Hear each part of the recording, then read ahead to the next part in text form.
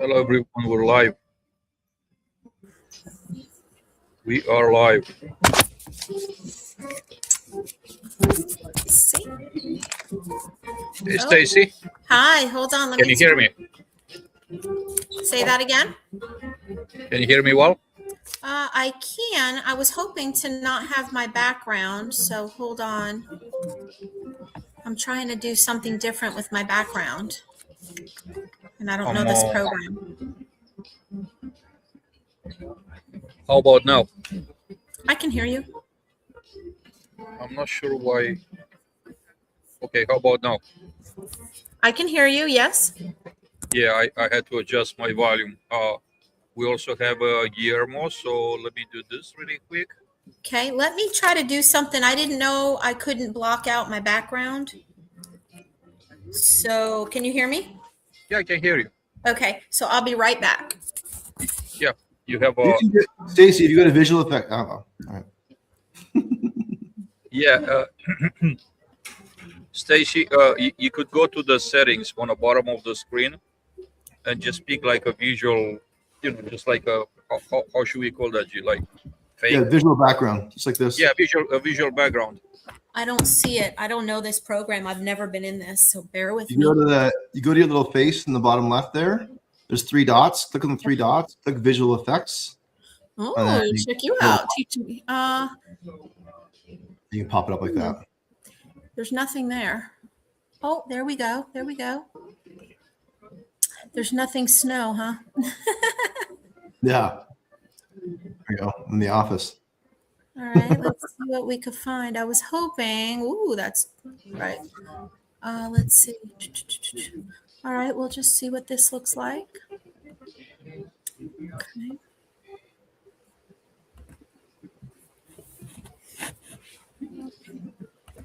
Alrighty. All right, there we go. Look at you, beautiful house you have out there. I compete with that earlier. Now There you go. We're in the same house, just opposite sides. so weird, Stacy. Oh shoot, Guillermo, where are you located, and who are you with? I'm with Iris CX.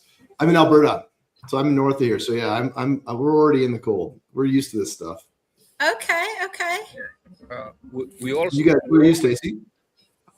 I'm in Dallas, Texas. Oh, indeed. Okay, nice. We always need someone like G to just keep us, grounded and give us the rundown. Because in the South, every time there's a 2-day event like this, everybody's like going. I never seen people like going this crazy. Yeah, me too. Panicking. No, like I'm talking about like very, very like concerned and just like freaking out, emptying the stores, all of that. That actually includes my wife. Shout out to my wife. She's not she's not watching this, so I'm safe. Maybe if she's watching the recording, I gotta change my ticket back from Vegas. But for sure, no. It's when you think about it, it's understandable, right? We're not doing this, right? If you have like 2 or 3 days of like snow ice every 4 or 5 years, you're never gonna be ready. You're never gonna be, know how to like drive in the snow. I mean, the best advice here is to just like get some milk and eggs and just like stay home, just chill for 2 or 3 days. It'll melt, it'll go back to normal. Just don't be in the streets. But I like for us to kick off the conversation. First of all, I wanted to say shout out to all that are able to join us today. Please drop your comments in the comment box.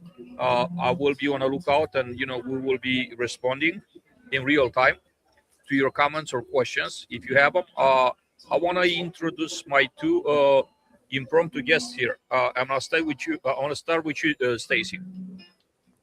Well, thank you so much, Adrian. Good morning, everyone. I'm with Syntex Construction and Restoration. We are a mitigation remediation company as well as full service construction. But right now, obviously, we are focusing on the freeze at hand. Happy to be here. Thank you so much. Tell me about Stacy. I think it's important for those in the audience to know what's your coverage, what areas do you cover, like geographical areas, markets. So as it pertains to this particular freeze right now, we have stability. So our current locations, we've got 2 command centers. One command center right now is in DFW, and the other one is in Charlotte, North Carolina. The locations that we are going to cover for this is going to be Texas, the DC metro area, Charlotte, North Carolina, and North Georgia. Got it. Got it. Well, welcome. I'm glad you were able to make time and join us. G, you're up next, sir. Introduce yourself to the audience. No, thanks, Adrian. So Irish CX, we've actually been spending a lot of time this week onboarding a lot of, or just kind of rebooting emergency operations for a lot of our utility and field customers this past week, getting ready for the storm. So we're remote triage and remote inspection software. So for example, we've been helping our utility customers like all the way from TECO up to Maine with getting prepared for remote diagnostic on like ice storm or maybe even like vegetation. So trees falling, being able to scope that out. Big thing we've also been helping out in last week is just like immediate triage for resident issues and warranties. So imagine, pipes are frozen. I've got, the complaint comes through and I've got no water inside my sink. What should I do? Sometimes it's a quick little, take a look and get a hairdryer in there and open the sink up and turn the water, the faucets on, and we can start getting water flowing. And that'll stop the problem versus letting pipes freeze and all the damage from that. So we help our customers, Stacy, not unlike you guys, take a look at the problem before you dispatch that truck, because dispatching a truck right now might be the most dangerous thing that you got to do to try and see what these problems are. Yeah. So, G, I'm super curious about like some details here. So why don't we go a little bit deeper on how you help your customers? Like, give us, give us more insights right here, like more detail. How does that happen? Because I think there's a lot of folks that could benefit from a service like this. We've done a ton of storm or emergency response over the years, and Stacy, I'll use you as an example if you don't mind. Just like a concern, especially in the restoration side of things, but a resident concern or request will come through, and that can look like a whole bunch of different things. I'm cold. I've got my water isn't running. It could be a number of different things that are surface, or maybe even, we've seen as far as like people are firing up, maybe inappropriate heating devices. And those heating devices start shorting out your CIs and start shorting out all your different electrical. And so those create resident requests that goes into a control center, not unlike Stacy's. And then that company would then use our software, send a text message to the resident, not on the power grid, so it works even when there's no power, and they can start to coach that resident through immediate resolution, number one. And number two, you can triage the event. So you can begin to differentiate between burst pipes, frozen pipes, and just water that's not running, and figure out how to mitigate the damage so you can prioritize your trucks to the ones that goes to the burst pipes versus the frozen, cold pipes or pipes that aren't even moving. There we go, Travis. Travis, welcome here. And Travis, just please let us know. I'm in an airport, so there's like background music, and then obviously that's gonna like interfere with the way you guys hear me. So if you just wanna let me know, I'm gonna try to stay muted while I'm not talking. Right? I'm gonna try to stay muted, so I won't create this. Create an issue with like the other guests being able to be heard. So welcome Travis. And you were saying here, G. I don't mean to interrupt. Like the biggest, and to Travis's point here, right? Some of the biggest problems that people have right now is they're really anxious. They might be cold or at least uncomfortable or unfamiliar with the situation. And in those cases, it really is about how can you try and do some preventative. Like, for example, if be mindful of all your outside walls, right? All your outside walls, especially if you've got plumbing on the outside wall, be mindful of that. Open up, if you just even open the doors of that cabinet, that can make a huge difference whether you have a freeze or don't have a freeze. If you turn on your taps, let the water run, that'll make a huge difference on whether you have a freeze or you don't have a freeze. Those kind of things can make a gigantic difference on the outcome. Big problems that we always see in these kind of surges is circuit breakers trip and power goes out because there's too much heat being drawn all at once. You've got obviously pipes and freeze and that sort of thing happening all the time. You might have ice damming or water or maybe even slip falls kind of happening in your sites. That kind of thing you want to mitigate.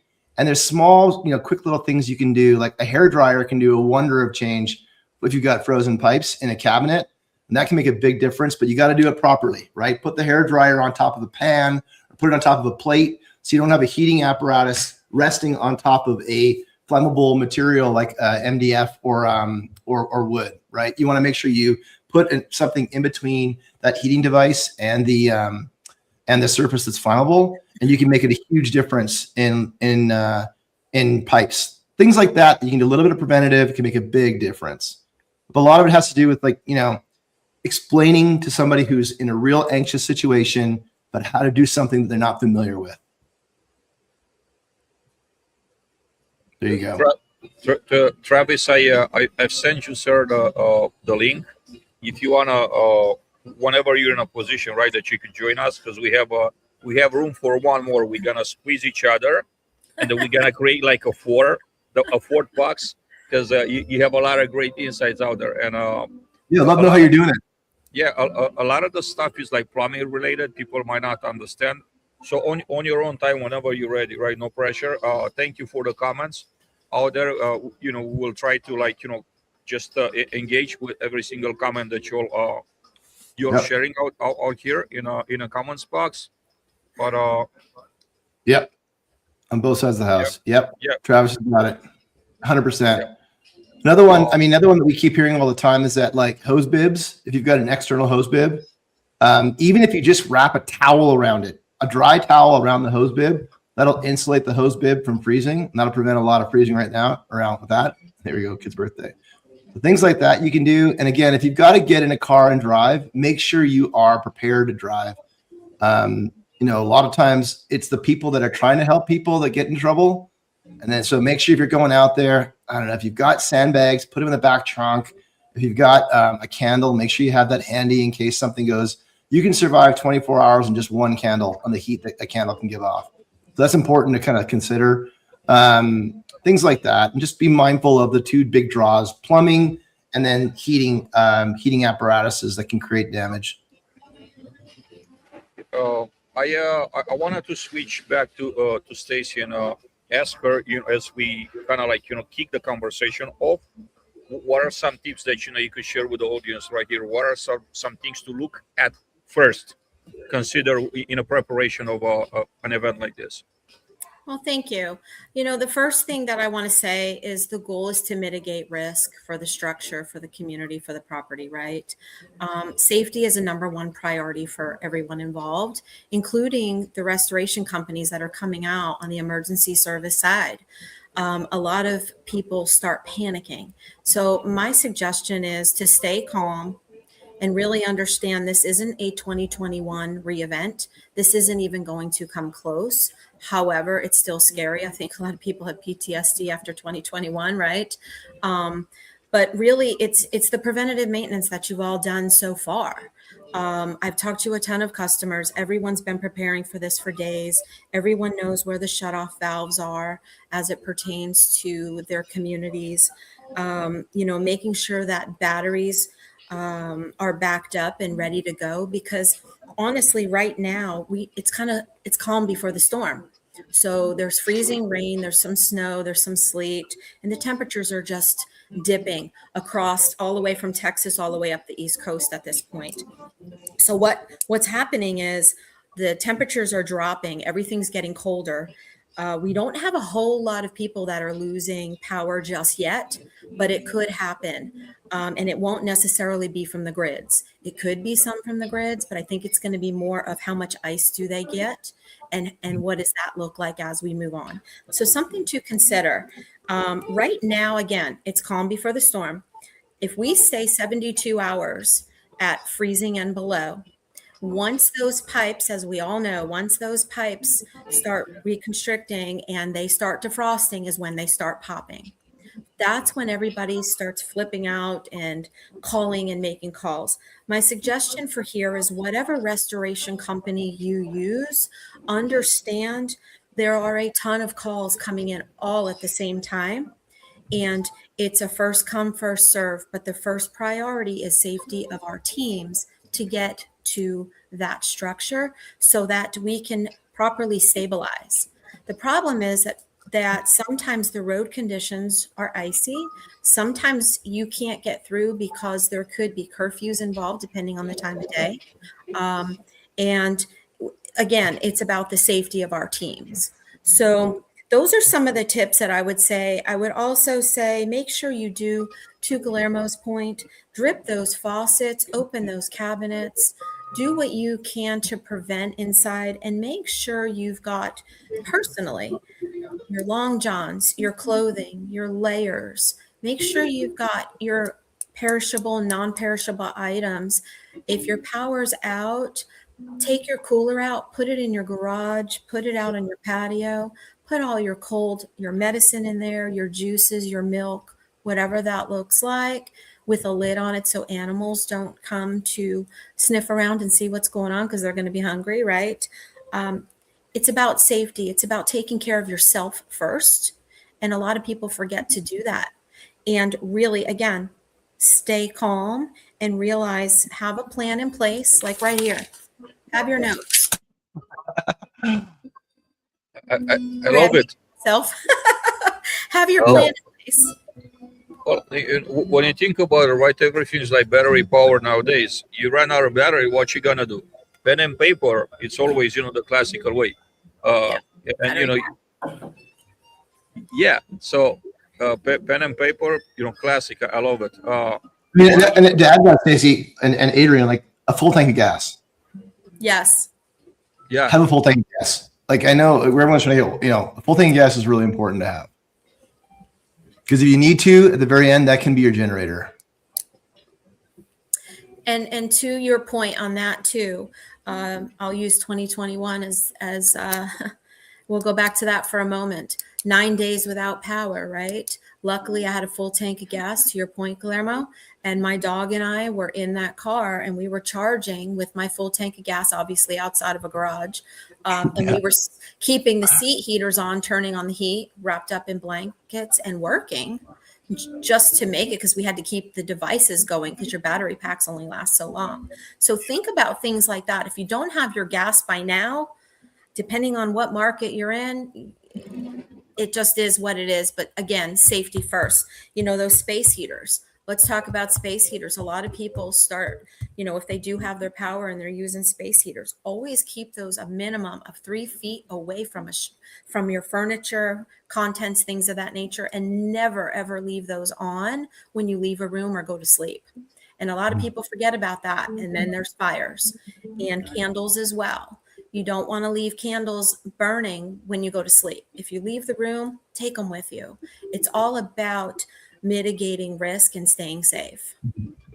Yeah, if you do, and if you don't have a space heater, to follow on that, Stacey, a good second option is open your oven door. You've got an electrical oven, and fire up your oven, and your oven will provide any heat that'll prevent a lot of your central, the central part of your unit of your residence will stay warm. Mind you, don't knock into it, but that's often a good second backup plan. There's a technical issue right here on my end. I'm not able to bring up other comments. What I'm gonna do, just don't leave the studio. What I'm gonna do, I'm gonna refresh my window. So if you see me disappearing, I'll be right back. Before I do that, technology is amazing, especially when it works. And this is a perfect example, right? Well, translated into what's gonna happen, tomorrow, the day after tomorrow. Not identical, but something like that. Technology is probably, we could expect some failures, right? So what do you do when technology doesn't help you? We pivot. Exactly. Before I hit refresh, I wanted to acknowledge here Lendy Parada. Lendy, welcome. I'm glad you're here on a call. Shoot us a message. Where are you watching us from? And also, if you want to be on a stage and say a few words, if you have some things to share, then I'll love to send you in a DM, send you the link to the studio. Yes, please. Lindy actually is on my team. Oh, okay. Well, amazing. Well, then great. That double team. That's incredible. Does he have the link to the studio? I believe he does, but the second one, I'm not so sure. Let me resend it to him. Lindy's actually my mitigation director for DFW. He's the guy who makes it magic happen during these times. So let me just send this to him again. Bear with me one moment. While you're doing that, I'm just gonna hit refresh. Hopefully everything is not breaking, so I'm not getting kicked out. Totally. All right. See what happens. Stand by. All right, I resent it. There you go. And before we get off this call for sure, I want to definitely talk about the category of water. Most people really don't have that full understanding, and I think it's really important, again, for safety and understanding.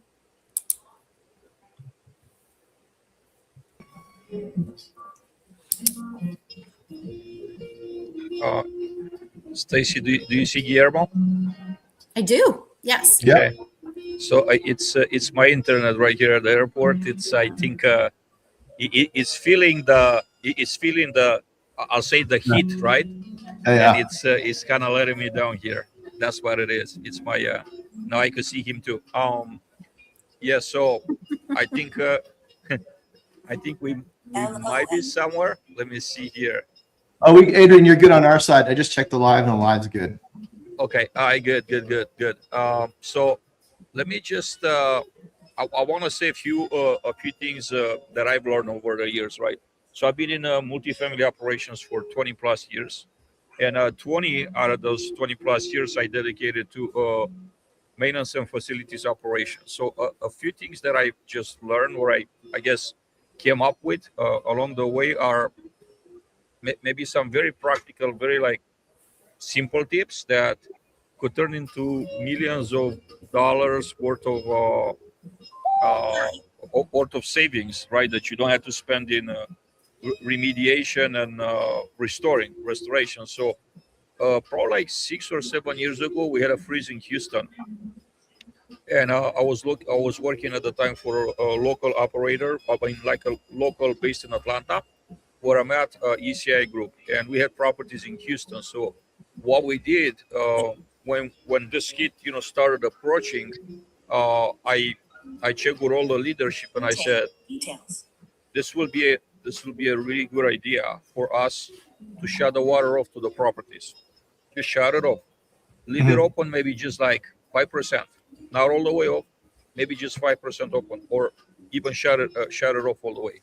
They've agreed, so we communicated to the teams in Houston, and we also informed the local fire department. That's like a big, there's two big, like, must do if you're trying to like follow this advice. I'll say the first one, you must check with your fire department, because if they're telling you not to shut the water off, you can't shut the water off, or that could be incredible consequences, right? And then secondly, check with your risk management, right? There's insurance involved, there's all sorts of things involved, right? And you want to make sure that it's clear that way. So from a legal perspective, you're not going to have any surprises that you shut the water off and then something did happen, like property caught fire or whatever. So anyway, we made that decision. We cut the water off. We basically went through the freeze, and at the same time as we had about $20,000 to $30,000 worth of damage, because there was water left in pipes, that in some of the sprinkler pipes that actually cracked some pipes. Our neighbors literally down the street, I'm not kidding, I'm not exaggerating, like a mile down the street, we had properties of our comps, millions of dollars in damage. So from 20 to 30,000 bucks worth of stuff to like over $1 million. Some of them was just like devastating. You could see like water, like basically you felt like you were in a cave, right? Water that came from the ceiling, it just like froze. It was that cold, and the amount of damage was absolutely like heartbreaking. So I'm just saying this to say there's ways out there, I'll say fairly simple, right? As long as you keep like your risk management informed and everything, that could like it's cheaper to do like fire watch ahead of the freeze, because once your pipes breaks, it's not just the damage, but now you're competing. The fire companies, the fire life safety companies don't have the capacity to service any type of like event like this at scale.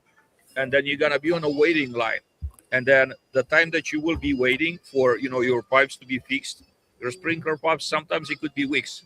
I've been in that situation, and it isn't fun.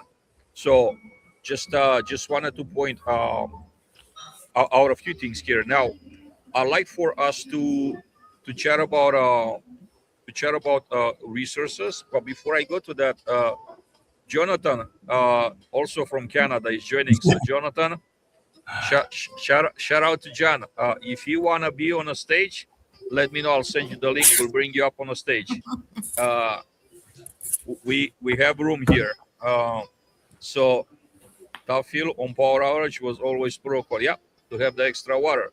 So you have water for basic needs, cooking. I mean, not cooking, but like for the restrooms to wash yourself a little bit. Well, and the tub is super handy, to Jonathan's point, to flush the toilet, right? Because right next to the toilet, you just scoop water out of that and you can dump it into the toilet bowl and then it'll flush automatically if you don't have water that's coming through the supply line. So you can still, have that part of your life working if you've got a tub that's full of water. So Jonathan brings up a good point. Yeah, exactly. Oh, sorry. No. Go ahead, please. You can actually add a capful or two of bleach too to keep that water from getting stagnant. To really help with that as well. And you can fill up if you know your power's about to go out, which it may here. I actually filled up my washing machine with cold water and turned off my faucet. So that's full of water. And that is in case I need water for something. Of course, I'm not going to drink it. But that is going to be if I need to wash my hands, I can use that, at least scoop some of that water out too. And I can also use that if I wanted to keep cold beverages, but I don't need to do that in this situation. We're not in a hurricane. We've got enough cold outside. But it is good to also have that as another resource if you only have one tub, but some of us have two. You mentioned an interesting point, Stacey and Adrian, around just like, overwhelming the system with concerns and requests. So a great example that you brought up, Adrian, is water in the ceiling. So, obviously if a major pipe bursts and you've got your HVAC is in the attic of your unit or whatever, you're going to have water come through your ceiling, but be aware that there's also going to be an element that I'm not familiar with all the time, where if you've got if you're taking a shower and that condensation and humidity inside your unit, if that's collecting to a outside bathroom fan, that fan is going to collect condensation, and that condensation is going to naturally drip into your living space. So be mindful of the fact of what's called attic rain, and that is not an emergency. If you do see water coming to your ceiling, but it's principally coming from a fan, be mindful that if it's a slow drip, it's probably just condensation that's collecting against the metal blades of the fan and dripping back into your bathroom. That's not an emergency. That's just going to take care of itself. But if you see a significant amount of water that's repeatedly dripping all the time, or at least pooling, or maybe even it's pooling, you can see the drywall lines in the top of your ceiling, that is an emergency, and that should be called in. So overwhelming the system with minor emergencies or concerns or misunderstandings of what's going on can really impact the ability of the crews that need to solve the problem, like Syntex, and getting to the right place at the right time, because it may look like it's an emergency, but it's just things like condensation. Another one that you might not be familiar with is condensation at the base of your windows. That's going to accumulate because the windows are cold, and you got humidity inside your house. Just even having humans inside the unit will create humidity. So just wipe that down, and you don't have to worry about it with a cloth and wring that out, and that'll just save it. So if it does get colder, you're not going to get any cracks along the base of your windowsills. Simple things like that. Just being mindful. These are small things to do. But just being mindful of what kind of the things that change in your unit or your building or your residence when cold air strikes. Oh, yeah, that's a great point, G. So tell me about how your company does triage, helps with triage in this particular emergency situation. Of course, for the states we're talking about as an emergency, because I mean it's kind of like basically many people aren't familiar with this kind of condition, and that's perfectly normal. And it may seem to be very nerve-wracking, and that's perfectly normal. And so the ability of our customers to, there's utilities that use us, and there's, restoration companies that use us, and maintenance companies, and even property managers. And they just take a look at the problem. It takes about 90 seconds through their phone, and they're able to kind of like triage what's a critical emergency and what's just, a change in your living conditions.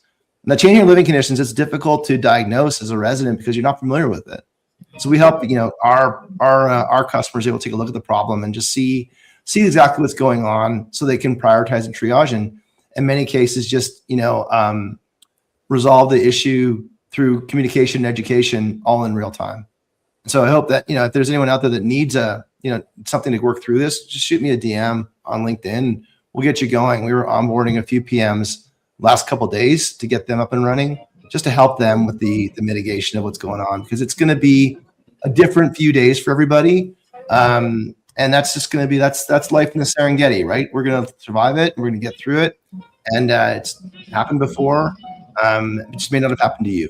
And so we're going to make sure we get through that. And, calm is the best thing that you can kind of approach things with.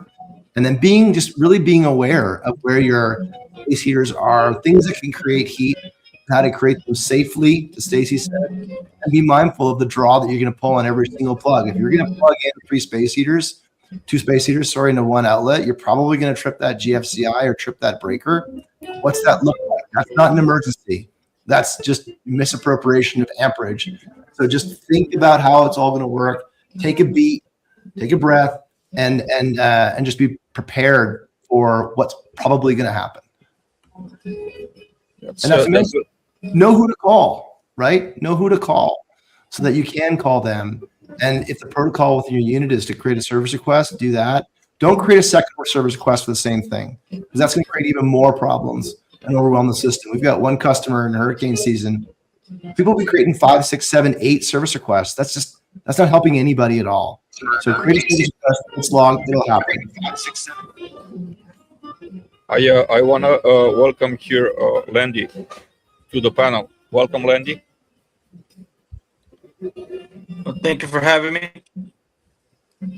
Tell us a little bit about yourself. What do you do for Centex? I am the director of mitigation for the DFW area. So I run all of the operations side here in DFW. Because you're like very involved in a field, like that's what you do, being in a field, right? I'd love for you to share some quick tips for our audience right here. What are some great things to just kind of do in preparation for this event that's about to hit? You guys have covered a large portion of it with the preparation. Drip your faucets, have backup plans, have backup resources.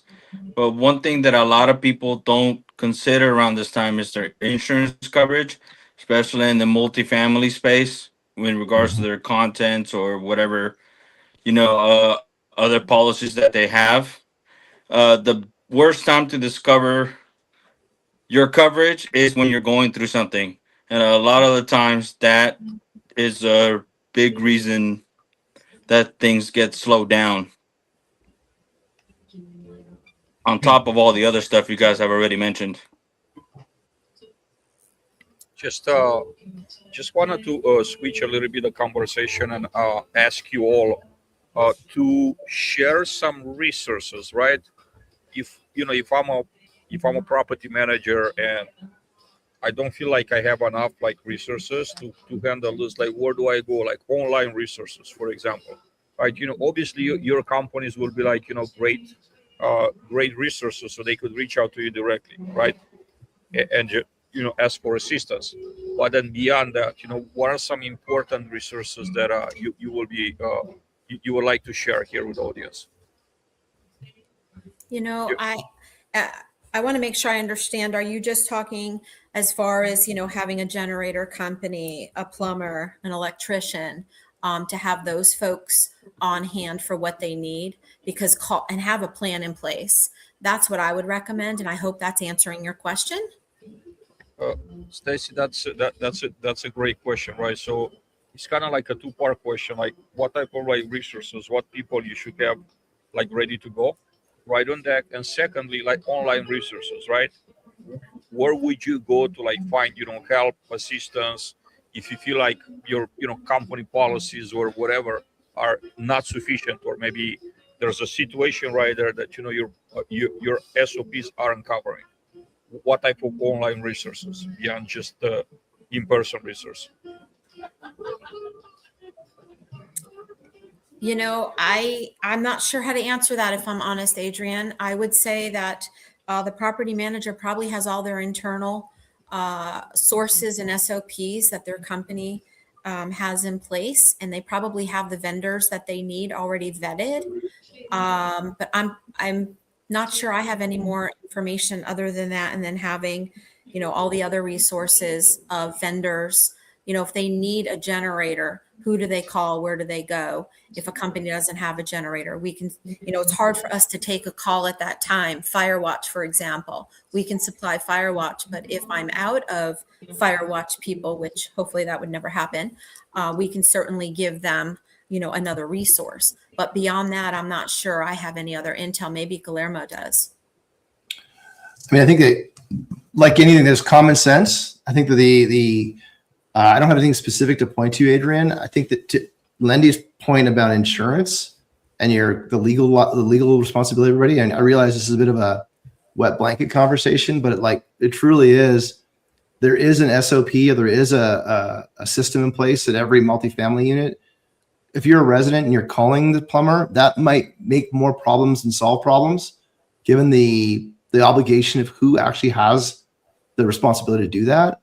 I really have a lot of faith in the maintenance leaders on all these sites, because they are going to be the center of control. Because if everyone's calling somebody independently, it's going to create a whole lot of problem for that maintenance leader on that site. So, you know, contact your site people, be patient, because they're probably getting a lot of calls from a lot of people. Close your windows. I forgot about that one. Close your window. I don't know how many people have left their windows open or their patio door open, or they have not closed it down, and then the whole unit dropped in temperature. If they're gone away, just close your windows. I realize it sounds like ridiculously straightforward, but close your windows. If you traditionally leave them open, close it up. It'll save a whole ton of time for everybody. But yeah, just follow the protocol that you're accustomed to. Going outside of that can cause a whole lot more problems. Know your heating, your space heaters, and what can create heat in your home and your unit, your home, and you know, prepare and use common sense. The biggest issues are always going to be the outside walls. The biggest issues are always going to be the building envelope and perimeter stuff. The building issues are always going to be water, and then electrical becomes a heat because of the things we use to heat up the unit, and that's when fire becomes a risk. So just have common sense. Stacy's point: don't put a space heater near the wall. Don't put it near curtains. You know, let some space, let the air flow. That's going to be better for everybody. And you know, if you have to work in one room, work in one room. But like it's when things stop moving, things freeze up. And so, you know, keep the doors open, keep air flowing, keep water flowing. All those things are straightforward. And then if you do lose water in your unit because there's a significant event like Adrian described, be mindful of that and check your email and make sure you're charged up and just follow suit. I think the important thing is that when you go off, going rogue doesn't help anybody. And there's a plan in place at every single company. I mean, and if there isn't, then you're going to have to follow suit with everybody that's doing something anyways. I just don't know any companies that don't. Yeah, I think right here it's my fault that I didn't really phrase my question the proper way. I prepare some resources for those that, you know, maybe don't have them handy. And these are the type of resources that I was referring to. So I'm just gonna take the main areas, metropolitan areas that are expecting, you know, these events. So I'm starting with Texas with DFW. For forecast and local hazards, you're going to want to check out NWS Fort Worth and Dallas site. For road conditions, you have Drive Texas. For Fort Worth cold weather resources, the City of Fort Worth update page. Then moving to Austin and San Antonio, kind of the same thing there, forecast and warnings. NWS, Austin, San Antonio. You have also the Austin Regional Coordination Update at Austin Travis County EOC activation. You have also San Antonio resilience hubs at city release. Moving on to Houston, NWS Houston Galveston decision support briefing. Uh, you have out there a winter webinar that they did. It's available in a PDF format. Warming centers, Houston area opening announcement are available on their city hall on their city website, and then also metro updates you could get from the city website. Moving to Oklahoma City Metro, you also have the NWS Norman that gives forecast warnings and updates, and of course, your TV local channels. That's probably a very well known thing. Road condition resources, ODOT, travel and road conditions are on a DOT website, and then Tennessee, Nashville, and Mid-State. You also have a city emergency management updates that you could find them on a Nashville city website, and also you will be finding over there warming shelter coverage list on the website. Chattanooga and Knoxville, East Tennessee winter briefing hub on NWS Morristown winter briefing page. Chattanooga power tracking on a that gives you updates on the EPB outages and storm centers. Not Knoxville power tracking, the KUB outage map, and down to Atlanta, Atlanta Peachtree City briefing. They have a PDF document right there that you could use for road conditions 5x5 call go 511 GA. That's a website. Warming centers. City of Atlanta has them listed on their website. Moving to the last one, Carolinas. Charlotte, Asheville, and Greenville, Spartanburg, Western Carolinas. You have the Greenville, Spartanburg storm briefing in a PDF format that you could take it from their website. County level shelter and service updates at Mecklenburg County website, and then that's about all that I was able to pull for a brief overview, a few minute overview. Now, when it comes to other pro tips for maintenance teams and operations, I'll say it's important to establish a decision tree. Like when something happens, who responds? What is the decision tree? Where does the first call go to? Where does it go first? What is that person supposed to do? So it's very important that you have that decision tree predetermined before the event happen. So there's not like a lack of decision. Like people ask, what we should do in this situation. Is it the regional manager that's responsible? Is it the regional maintenance director? Is it a VP of operation? Is it property manager? And the levels, right? Because if it's something like a minor leak, okay, we're just gonna call a plumber. Great. But if it's a flood, 7 or 10 units got flood, what do we do? There's budget concerns. Even though in an emergency situation, you just kind of have to do what you have to do. But I've learned over the years that budgetary restraints put people into a freezing mode. They're like, we're not gonna call this restoration company and spend all this money. And okay, you're not going to do that. But what else you gonna do, right? If you're not doing that, what else you doing? Do you have your own equipment? Do you own equipment? Most properties don't even own one carpet blower, which is, in my opinion, ridiculous, right? To have to rent every time you have a water extraction and a minor water leak, you have to rent from the carpet company. Honestly, 2 or 3 leaks that they service with a carpet blower will pay for an entire blower. So why would you continuously pay them? I was at the properties towards the end of my on-site career. I was at properties that had the same thing, and I said it's ridiculous for us to keep renting this equipment, right? Now, when there's a freeze and you need 100 blowers, you're not gonna buy 100 floors. But if it's a larger asset, like I have 800 plus units, for the 800 and plus units, 843 to be more precise, I purchased 24 carpet blowers, and I purchased like 3 commercial grade dehumidifiers, just like the restoration company has, your carpet cleaning company has. Yeah, we invested, six, seven, $8,000, but in a few months they pay for itself, because we had, we had renovations going on. There were leaks left and right all over the place, and then they got so much usage that we just kind of pay for the equipment.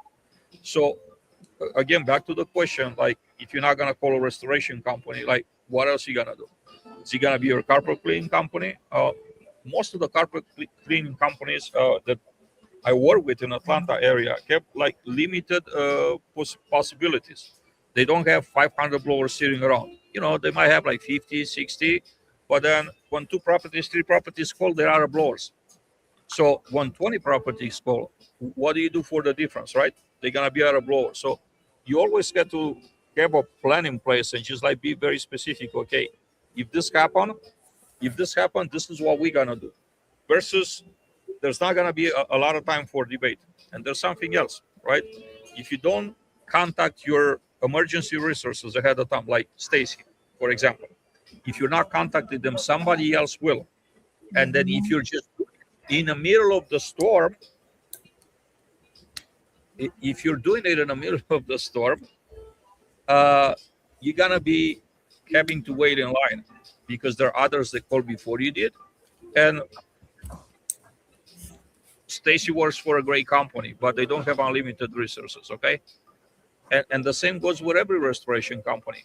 Like, they're equipped to like handle most of the stuff, but at some point, they reach capacity, and then you're not gonna be serviced. You will be having residents sitting there in a cold, with water damage to their apartment, and it's also the damage that's being caused to your asset, your property. Like, it's so critical.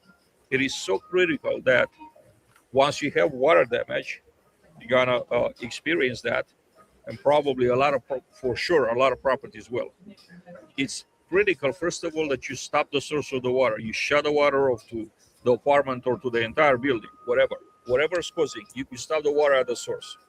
Secondly, the very 2 things that you're gonna do in parallel after you do that. You're gonna call who's your emergency response team, whoever that is, whatever your plan is, and then at the same time, you're going to call the plumbing or the fire life safety company in case that there's a fire, there's a fire line. You're gonna call those 2. Those are gonna be your next 2 phone calls. And of course, in the process, you're gonna inform management, keep them informed, and all of that. But I'm talking about for like taking care of business. Those are gonna be your next 2 calls, right? Call the fire life safety company or the plumbing company, and then on the other hand, for the restoration company or whatever company, could be a GC, could be whomever supplies you with the drying equipment. You could not wait for even an hour, because you will be amazed to see the amount of damage that's happening from leaks that aren't being addressed. I've seen this so often, and this is not even an emergency situation like right now. You had a flood, you had a water heater busting, and it's like it affects like 3 apartments below, 2 or 3 apartments below. All the maintenance did in those situations, if it was like in a living room area, the water heater, they literally took the water fixture loose in a hallway, so the water will drip through that hole where the water fixture was, mounted on. And they just let the water drip, and they just said, when this stops dripping and when it dries out, we're gonna go back and put the light fixture back up. This was exactly the plan, which for me was shocking, right? And I'm not sure how much of a practice still is up to today, but again, it's very important that the teams understand you gotta address the water damage. You can't just wait for the drywall to dry by itself, because that traps a lot of moisture behind it, and guess what? Moisture turns into mold, right? And you gotta have an incredible situation on your hands. And I speak this as a person that's being like I won't say directly affected, but kind of I have it in a family. My son is very allergic to mold, and that every type of mold, even if it's a little bit that gets in contact with, like he gets so sick immediately. So many people don't have that sensitivity, but some people do, right? So don't take any chances with that. Address the water damage immediately as soon as it happens.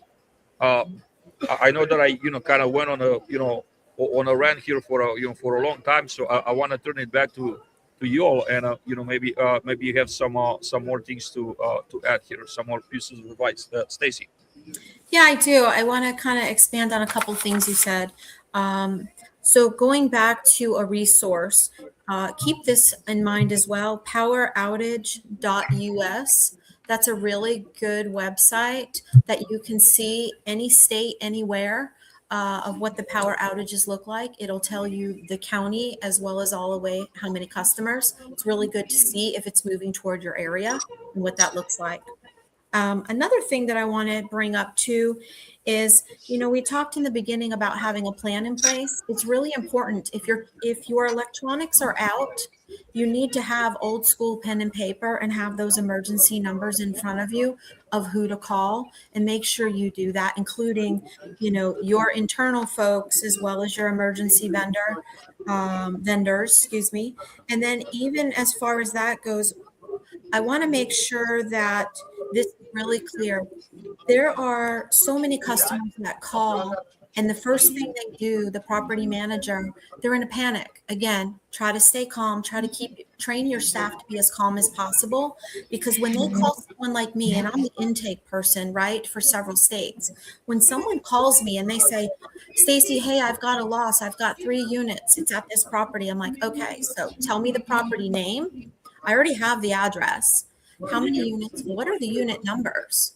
Like, I need detail. I need data. And then when I say, well, how much, let's use a broken pipe, for example. I have broken pipes. I say, okay, tell me this.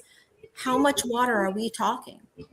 Are we talking one room? Are we talking an entire unit? What does that look like? Is it a quarter of an inch of water, or is this thing just billowing and have you turned off the water to the building? Like, there's a lot of moving parts, and it makes it kind of frustrating, not just for me, but for the customer, because I have to tell them, I can't put you in my queue until I have all the data, because most people don't understand with a restoration company, when we are an intake, we're like a 911 dispatch at that point, right? And we need to gather as much information of the who, what, where, when, and why of what's going on, so that we can relay that to, for example, Lendy. And I can say, Lendy, we've got 3 units right now.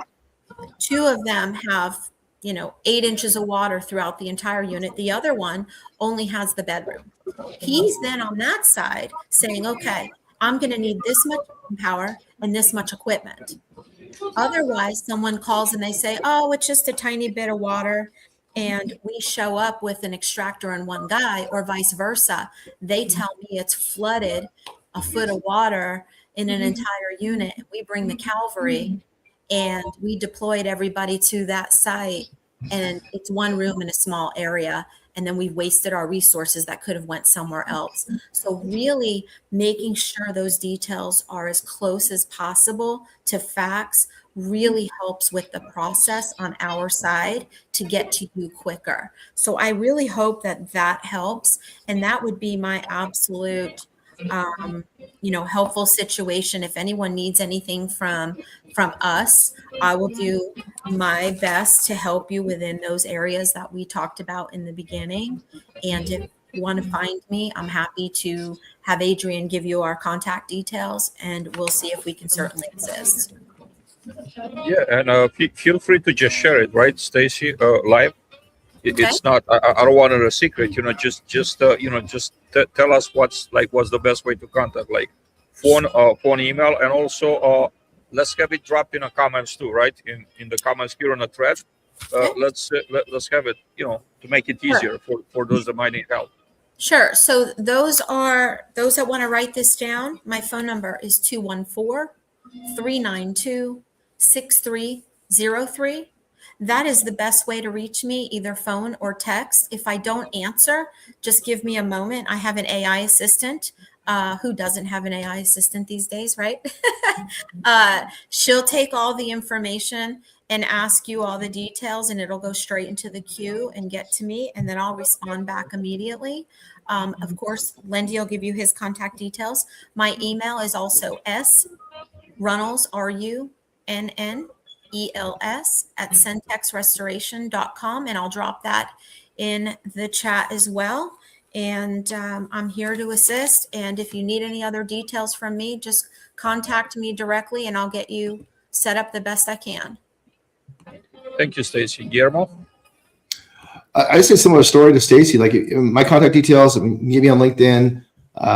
Guillermo Salazar, Iris CX, or GSALAZER at IRISCX.com. I'll get that right. I'll put that in the comments.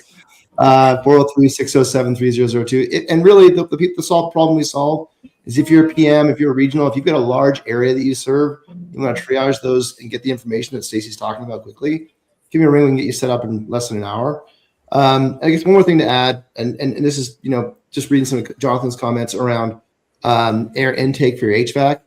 If your HVAC does get blocked with ice or snow, your furnaces will high temp out because they can't intake the cool air, and then you're going to get a furnace that's going to go into a restart cycle, and you're going to have to clear out that debris or ice or snow so that it can intake that cool air. So that otherwise, you're going to high temp on your heat exchanger. Number one. Number two, if you do need to go out, make sure you've got the appropriate tires in your vehicle, because there are going to be a lot of people like Stacy's company moving around the town, moving around Atlanta. And if you don't have to go out, please don't go out.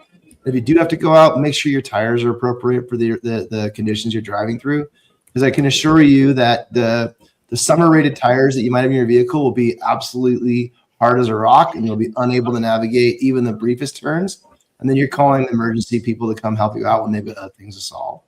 So if you, again, please use maybe an unusual level of common sense to everything you're going to choose to do, because it's just, things are much more vulnerable right now from an execution perspective, just the conventional way of doing things. So if you got to go out there, make sure you got tires that can navigate the environment.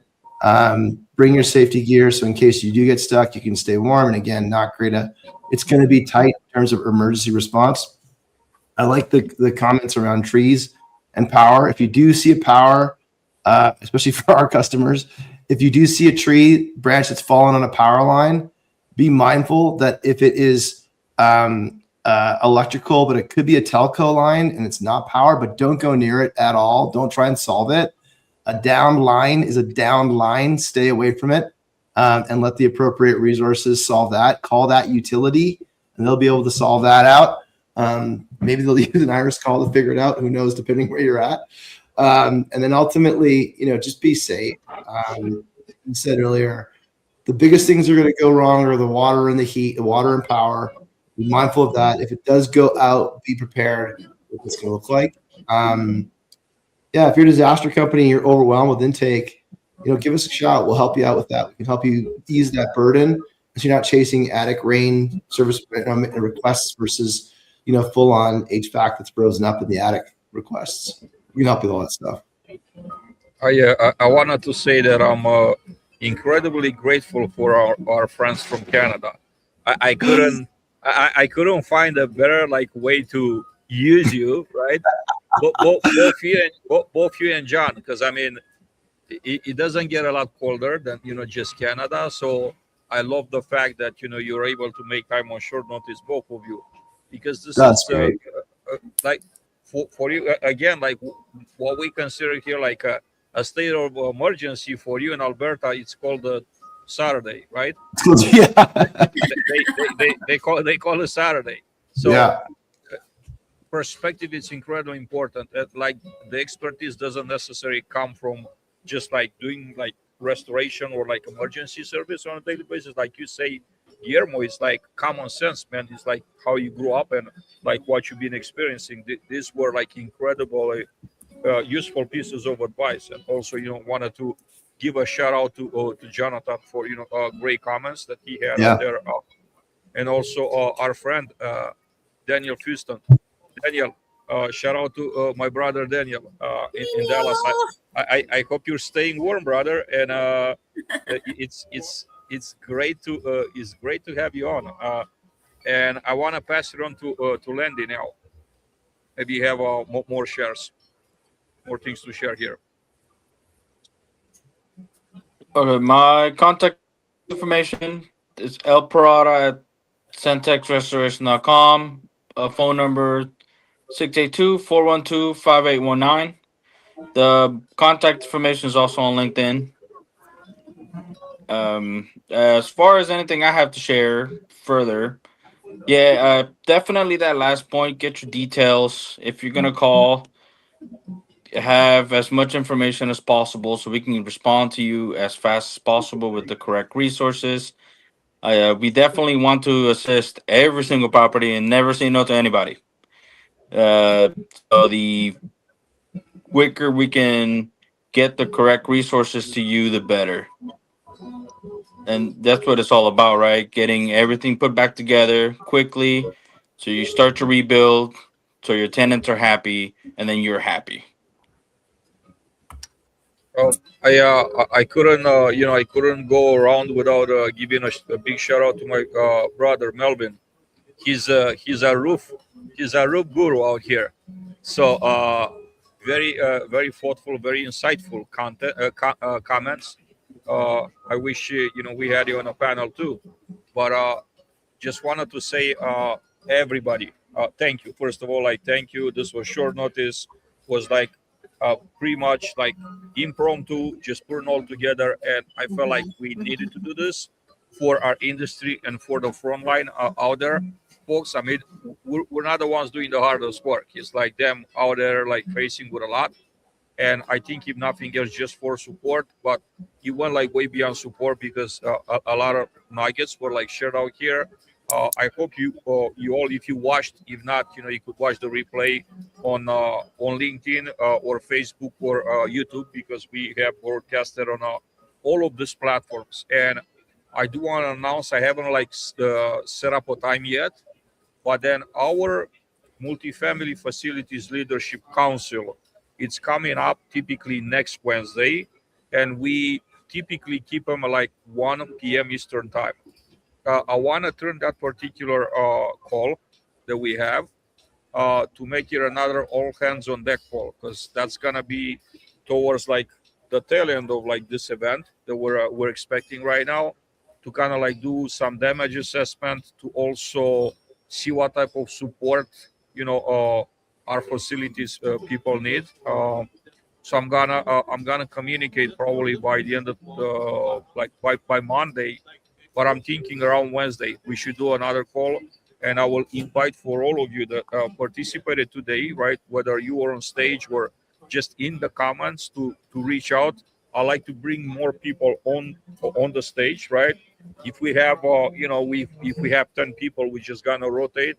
And honestly, I'm gonna find that time window because I'm at a conference, and time is could be tricky with what I already have scheduled, like the meetings. But I like to maybe find a 2-hour window for us to just like go on and just kind of do some damage assessment and see how can we support our site teams further. With this being said, I just want to go back one more time around the table and give you like final words. So I'm gonna start with you, Stacy. So thank you so much. Honestly, again, I also want to give a shout out to Daniel. Absolutely love him. And he said how awesome we are. We do some work together. So thank you so much. Honestly, planning, my last and final words, you can never over plan for this.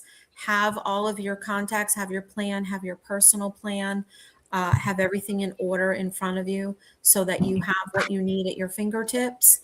Stay warm, stay safe. My number again is 214-392-6303. I'm happy to help if we can. I can't guarantee it'll happen in minutes. We don't know as we've been talking here, I'm already getting some calls, and we've got fire watch calls that are coming in, and we're in Dallas, and we're also getting We've got 1, 2, 3, 4, 5 generators that were just ordered. So we've got a lot starting to come in, and pipes haven't even started yet. So stay safe, everyone, and stay alert, stay mindful, and definitely stay safe out there. Guillermo. Same language. I mean, really, there's things that you need to kind of maybe we worthwhile learn a little bit more. If you're in a single family unit and these winds can blow out your pilot light, just know how to relight your pilot light, things like that. I really insist on trying to stay in one place if you can and it's safe. Going on the roads will be complicated, and that's the fastest way to get injured or get hurt is to get on the roads. So second to that, be mindful of plumbing, be mindful of power. Those two things are what create all the damage in these kind of conditions. Know what what you can do to mitigate. And of course, mitigation is to Stacy's point, you can save hundreds and thousands and millions of dollars with mitigation plans in place. And the simple household things you have in place can be a great tools for mitigation, like your stove within your unit. But then again, don't use, if you've got, like your oven. Do not use your stove, use your oven. Your stove top is a unsafe heating source. Your oven is a safe heating source. Reason being is if you've got elements or things like that as a stove top, please do not use that as a heat source. You will probably likely cause a fire more than anything else. Mm-hmm. So things like that, just be mindful of the circumstances and the choices that you're making. Think twice before you activate on something, and really understand the scope of any sort of emergency you might be suffering through. And to Stacy's point and Lindy's point, follow protocol, because there are systems in place that are already pre-established that need to be followed so that we don't add more congestion to an already high anxious moment. Do not use your stovetop. I'll say it one more time. Do not use your stovetop. You don't say it enough of times, even if you say it 20 times. No, do not use your stovetop ever. For sure. Landy, any final words? Thank you for having me first. It was a pleasure. The one thing I would also like to point out is everybody is going to call for the big stuff, right? You're going to take care of the large mitigations. You're going to document all that. Don't lose track of the smaller issues that you have in your property. Document those and get those looked at, because that's where I'm going to be making some money in a month. You let those go under the radar, a roof leak here, a drain line here, a leaking windowsill, and next you know, we're having to do microbial remediation or some other issue. You're having a tenant complain. So those are really what kills timelines and the properties. Is just the after stuff, the smaller ones. They're being handled in a month or two after these kinds of events. So document those, report those, get those looked at, and take care of those issues as well. Don't let them go under the radar. Great advice. Great points, Landy, right? Especially you could get sidetracked very easily, right? Because you're focusing on a big stuff. Like, this is not for now. But then typically what happens is in maintenance, right? What you call this is not for now, it turns into never. It's just too much going on. I understand. I've been there. I've done that. It's very hard, but also always notate and please go back there, right? And check on the small stuff too. So like you said, it doesn't turn into big stuff, into a big ticket item. So I think this was all we had for today. I hope all of you that have watched us live or you're going to watch the recordings of the conversation are getting some great help, great advice from our conversation here. I want to thank the panelists once again, Landy, Guillermo, and Stacy, just making it happen on the fly, because it was really on the fly, like it was last night when I posted the event. For me, I've learned a lot today, right? Myself, great pieces of advice. And again, I will send an invite by Monday at the latest for our next call on Wednesday. The leadership, the facilities, the Multifamily Leadership Council has 260 plus members. Combined, they manage or oversee over 2.6 million apartment homes. There's a lot of brain power out there, and there's a lot of knowledge. Consider this a resource for all of you that are out there that might need any type of help. If I don't know something, still reach out to me because I could find someone that knows the answers for you. We also had here Tyrone Lucas that joined us. Tyrone, thank you for being with us today. I'm not sure for how long you were able to join, but we appreciate all of you that made time on a Saturday. I hope you found this helpful, informative, and we'll see you back on Wednesday. Have an amazing weekend. Stay safe, and we'll be back Wednesday. All right. Take care, y'all. Everyone. Thanks, Thank you, Adrian. everyone. Bye.